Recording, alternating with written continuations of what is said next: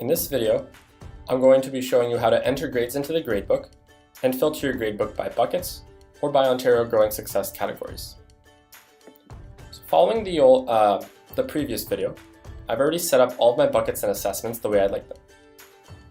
I've recently created a new assessment called Final Test, and in order to enter grades, I can simply click on the name.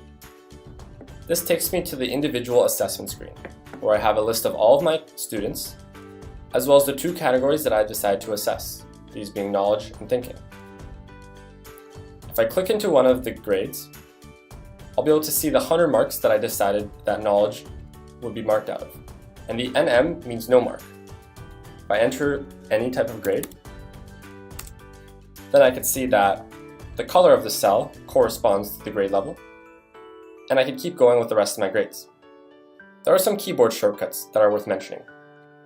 If I click the spacebar, then I get taken to the next grade in sequence. I could use this if I'm going through all of my student list alphabetically to very quickly navigate through each student.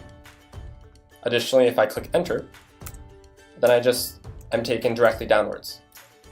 The arrow keys can also be used to navigate wherever I'd like throughout the gradebook. And if I click tab, then I'm taken down to the comment,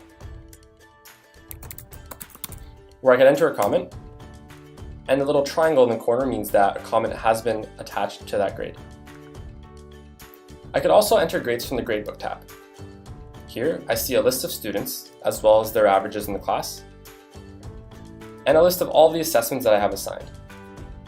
If I scroll to the end, I can see the final test from before, and all of these NM, no mark grades, currently do not contribute to the student's overall grade.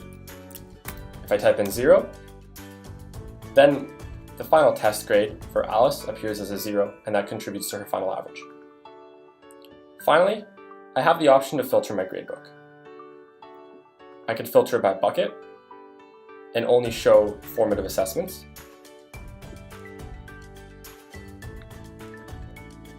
I can then filter it by knowledge and see how the students are doing in knowledge. Finally, I could filter any standards, and I can decide whether or not I want the colors to show.